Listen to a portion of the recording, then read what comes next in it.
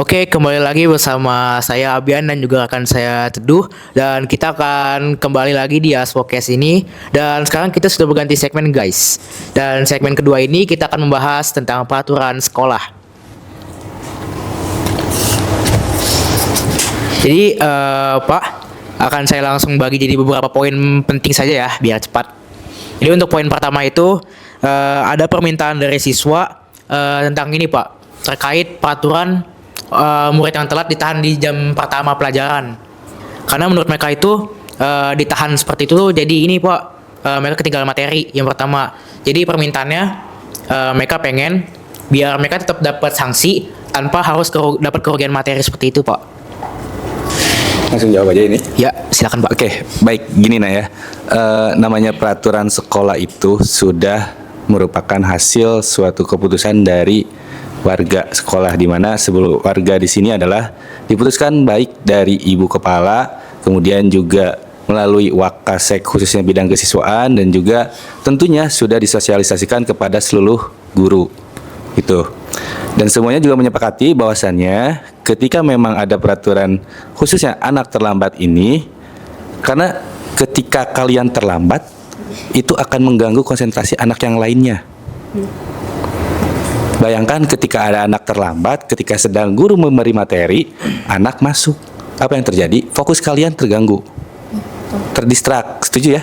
Oleh karena itu, sudah betul sebetulnya ini, ketika ada anak terlambat, maka anak tersebut tidak diizinkan masuk terlebih dahulu di jam pertama, tetapi tidak juga anak nongkrong di kantin.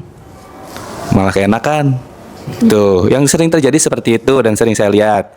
Tetapi anak-anak yang terlambat ini berada di selasar depan kelasnya, disertai dengan dia ketinggalan bab apa sih gitu. Misal ketika di matematika anak sedang belajar tentang integral, oh ya dia tinggal baca. Sekarang banyak kan untuk belajar itu tidak harus melalui guru, terus kan ada kalian. Saya yakin sebagian anak di sini masuk bimbel, bisa online langsung, kemudian juga bisa YouTube.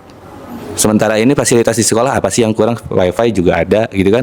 Jadi ini bukan alasan ketika anak telat tidak ingin tertinggal pembelajaran, seperti itu. Baik, terima kasih Bapak atas jawabannya. Kita langsung saja ke aspirasi yang kedua, yaitu terkait dispensasi. Nah, bagi siswa yang mengikuti perlombaan atau kegiatan organisasi yang membawa nama baik sekolah, terkadang mereka itu merasa khawatir Pak terkait absensi dan tugas yang tertinggal selama kegiatan berlangsung. Kalau menurut Bapak sendiri, apa tanggapan dari aspirasi ini Pak? Baik, untuk masalah dispensasi, untuk masalah perizinan gitu ya, sebetulnya untuk sekarang ini lebih dipermudah gitu. Dalam artian gini, yang penting surat-surat dari penyelenggaranya ada, maka itu tidak akan pernah dipersulit dari kita. Toh selama surat itu ada, saya yakin itu langsung di-share ke guru-guru, dan guru-guru pun langsung paham, seperti itu. Kemudian untuk masalah tugas tertinggal atau tidaknya, semua poin ini memang terkenal dari dulu sekolah yang paling banyak tugas, nak. Ya betul Pak. Jadi ketika memang anak-anak mengikuti perlombaan dan sebagainya, ya itu kan konsekuensi. Kalau memang mungkin bisa diselesaikan, alhamdulillah. Kalau tidak, biasanya guru selalu memberikan keringanan. Selama ini sih guru tugas tetap ada, karena untuk memenuhi yang namanya penilaian. Kalau tidak ada tugas, gimana kita menilai kalian nantinya gitu. Cuman porsinya berbeda. Setahu saya sih seperti itu selama ini gitu, dari setiap guru yang ada gitu. Itu aja mungkin dari saya. Mungkin dari ibu yang lain ada yang menanggapi? Ya, baik, terima kasih Pak Ajo juga anak-anakku. Terkait dengan dispensasi yang diminta oleh anak-anak ke sekolah ya, sebetulnya kami juga sudah menetapkan ada semacam prosedur ya. Prosedurnya apa? Syarat yang pertama, dispensasi itu diajukan oleh murid dengan menyertakan bukti bahwa ia ikut lomba tertentu itu di bidang apa dengan surat resmi dari lembaga penyelenggara. Nah, seyogianya surat yang masuk kepada siswa atau langsung melalui sekolah ini diketahui oleh pihak manajemen, terutama kesiswaan, kadang-kadang dari ke kurikulum ya, kadang-kadang ke humas, ke siapapun, ke manajemen untuk kami teruskan. Setelah kami teruskan ke ruang ibu, baru ibu kepala sekolah, baru ada yang namanya disposisi. Disposisi ini tentu saja tidak tiba-tiba dikeluarkan, tapi banyak pertimbangan. Kami kadang-kadang melihat ya Pak Jo ya, lomba mana sih yang kira-kira memang skala prioritas yang perlu diikuti dan mana yang tidak usah diikuti. Karena apa? Kami lihat kira-kira ketercapaiannya ya, kemudian faktor-faktor pendukungnya, mana yang kira-kira yang terbanyak pendukungnya, apa hambatannya, kemudian siswanya, daya dukung yang lain-lain dan sebagainya.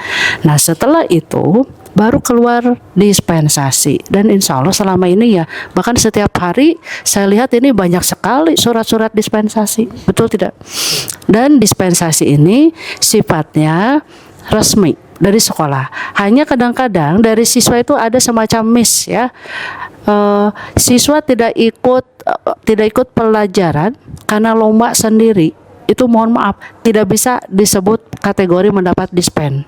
Misalnya si A inisiatif ikut lomba tingkat kabupaten atau tingkat kecamatan, surat ke sekolah tidak ada, dia berangkat juga sendiri. Nah itu tidak masuk kategori dispen.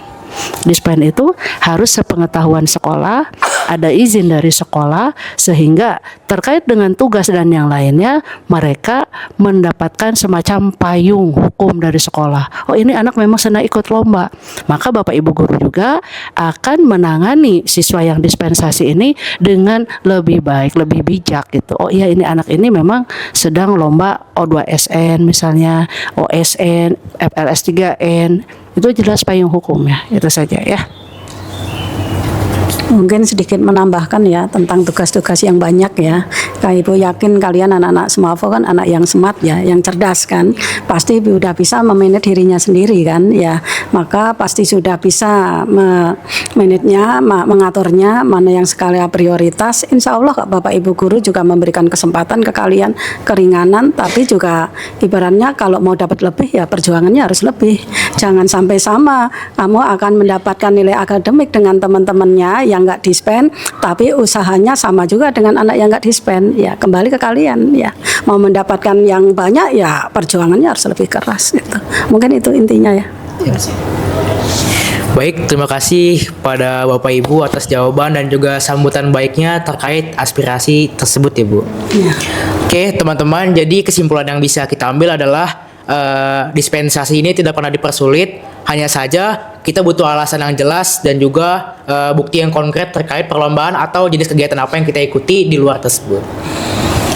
Oke, selanjutnya kita akan memasuki segmen berikutnya dan kita akan break dulu. Bye.